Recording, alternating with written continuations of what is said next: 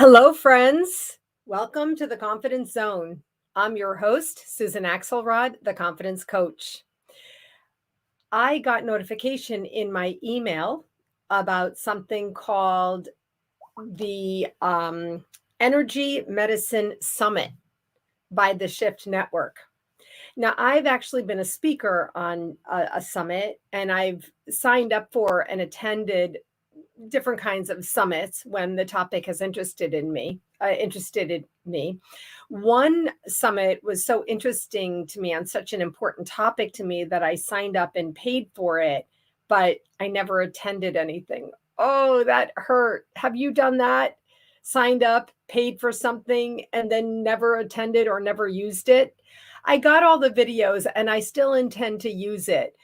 But this one, called the Energy Medicine Summit, was so intriguing to me.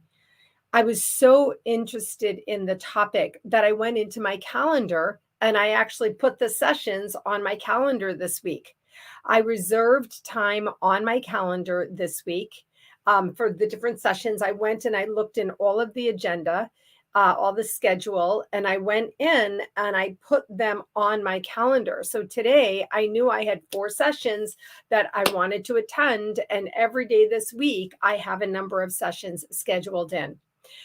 So today I sat down and I listened. One of them, I have to admit, I did have to go do an errand at City Hall, and but I still had it on my phone and I was still listening to it in the car. These sessions were so intriguing, so on point for me that I already know that I'm going to be listening to them again with a notebook dedicated to this purpose, to sit down and take notes and learn from these experts. Now, I spent time further looking up who these people were, what they're doing, what they're saying, what they're sharing. And the interesting thing is that many of them have advanced academic degrees and are either scientists and researchers themselves, in some cases, or they work closely in collaboration with scientists and doing scientific research. And so the thing that I like about this is that it's really marrying two things for me that are the two different sides of my brain. I had a more masculine energy orientation for most of my life, being a type A and being very structured, orderly, on point, on time, creating plans, creating goals, working to achieve them, and really being in that masculine energy, that sort of masculine linear energy. When I turned, in my late 30s, I started my journey, but then over the next decade, between my late 30s and my age 47, I started opening myself to the possibility of being a new way that wasn't type A. And then from the age of 47, I'm 59 now, I've been moving forward really clearly and strongly in much more of the divine feminine energy in my own leadership and in my self leadership. And so, this area that I'm talking about really combines both of these things really nicely. Where sometimes I'm like, what? That's crazy, isn't it? And then the masculine side of me is like, no, that's real. That's what I love so much about this. So as I was listening today, I was gratified beyond compare at how much training, work, commitment, dedication, thoughtfulness, and action I actually have taken and put into my own growth and development in this area. So, as I have been on my journey, if you know, if you follow me, and you certainly know if you've worked with me, that energy has begun to find me. So, not only do I work with my own internal energy, but I also have this sensibility about the energy of another. I don't really understand it. I don't know how it happens. But one thing I do know is this comes from doing a lot of personal clearing work, and it comes from being deeply intuitive, soul connected, allowing for your intuition to show itself very clearly. So that's work that I've been doing for a long time. So the good news is that in listening to these 4 sessions today, things were so familiar to me. I'm like, I say that, I've written about that, I've written about that. And so that part was very fun and frankly affirming to me. If you're in business for yourself, then you know that all that's needed is self leadership, right? Self leadership. No one tells you what to do, when to do it, how to do it, or why to get it done. That's all on you. And if you don't have that, what I call intuitive business, that deep divine passion, a total, feeling of being impassioned about sharing your intuitive expertise, then it's kind of hard. It's like you're running on a hamster wheel yourself a little bit and trying to figure things out. For me, I wake up every day. I'm like, I know what I'm doing today. Right. And it's really great. Now, I mean, I don't get everything done every day that I want to do. I have some wide open projects, some things left undone, some things, kind of half conceptualized. But every day I wake up and I'm like on point. I'm like, I got my client sessions today. I've got my group this week. I've got my writing that I do. I've got my organic marketing, which is my social media engagement work to connect with you, which is part of my intuitive work and also part of what is so fun for me. So I decided that I would call forth my own book and one of my own chapters, one of my own pieces of writing, because it pulls together several things that I heard about today. So this is my bookmark that I created. My friend Debbie helped me create my bookmarks, and you can see it's a beautiful picture of a big bridge, and it says consciousness, right? Crossing the bridge to consciousness. That bookmark just happened to be in the book. So the chapter that I want to refer to is chapter 6 in my book. This is my first book. It's called Your Job is to Be. And it's an anthology to inspire soul connection. Soul connection. Soul, the place of deepest feeling. Connection, you connecting up to your feelings. And so all of my books are small, as you can see, they're small, and they're actually book journals. Each chapter is one brief article.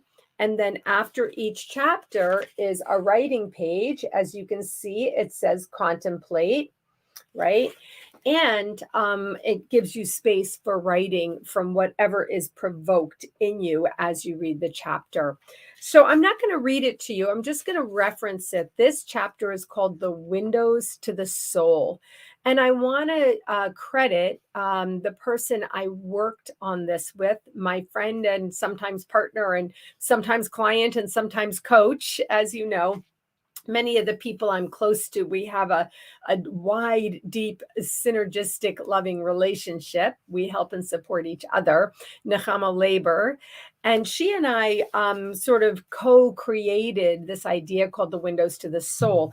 And I just wanted to remind you of what a couple of them are. So important today, so important as we begin to move into the winter solstice, as we begin to move into the time of year where we might be, burrowing in a little bit. We might be feeling a little bit alone. It gets dark early and it's cold outside for some of us.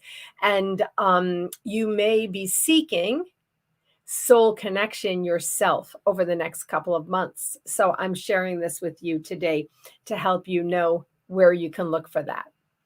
So the first window to the soul is prayer. That seems like an obvious one. Prayer is something where you are, can do it either in community or you can do it on your own. You can go in very deep. And I call meditation a form of prayer. So, any kind of that activity where you're really coming into your quiet consciousness, you're doing some mind clearing, you're doing some breathing, that is one of the windows to the soul. Another window to the soul is creativity. Yes, creativity unleashes soul feeling. Whatever is creativity to you, you don't have to be an artist, although we all have artist souls in us. You can draw, you can paint, you can create with clay, you can bead, you can needlepoint, you can knit, you can play with paper. There's all different ways that you can be creative. You can make tie-dye t-shirts. That's always fun. Anything that unleashes creativity in you actually gets the juices going. It actually gets the energy flowing. And this is an absolute vital way to connect to your soul. And it's fun. Yes, it's fun. So I really encourage you, do some vision boarding. We're going to be doing some vision boarding in my women's business accountability group tomorrow night. I can't wait for that. And creativity is a wonderful way for you to get soul connection. And it's something that you can prepare for now. Some people do coloring in coloring books, whatever it is. You can begin to look for sales that are coming up with Black Friday for your supplies. Okay, another one is nature. I say here, nature beguiles. Nature is one of the fastest, most beautiful ways that you can get soul connected, that you can really find a window to your soul. It really doesn't matter if you can get into a beautiful rainforest or by a waterfall or climbing a mountain. You don't have to be in the extreme to really have nature be a window to your soul. You can just go outside and look up at the sky. Today, I was walking my dog in the neighborhood, a suburban neighborhood, and I walked around to the dead end area and I looked up, and there were two small hawks soaring, gliding in the sky. A true story. That was this morning. And I just stood there with Mr. Cooper and I just looked at them and I just emptied my mind and emptied my body of anything at all. And I just allowed myself to be served by seeing these beautiful hawks gliding in nature like that. The last window to the soul that I talk about in chapter 6 of my book called Windows to the Soul is song. I say song soothes and song stimulates. So whether you want to listen to some beautiful, quiet music that's very soothing for you and really helps you to relax and be calm, or if you want to listen to heavy metal and be rocking it, right? It doesn't matter. The music actually activates soul feeling in you. If you're a Broadway person like I am, or you want to listen to put a little Frank on the radio or listen to some jazz, whatever it is, rap for you, whatever it is, I want to encourage you to really realize that song is another beautiful window to the soul. So that's it for today, friends. I want to encourage you to understand the windows to the soul, because when you're soul connected, you are soul confident. And that's where I want you to be. Of course, I'm here in the confidence zone, right? I want you to find and feel and stand in your soul confidence. And you can do that by finding the windows to your soul. All right, friends, that's it for today. Thank you for joining me. I love seeing you here in the confidence zone, and I'll see you tomorrow at 5 o'clock. Bye-bye.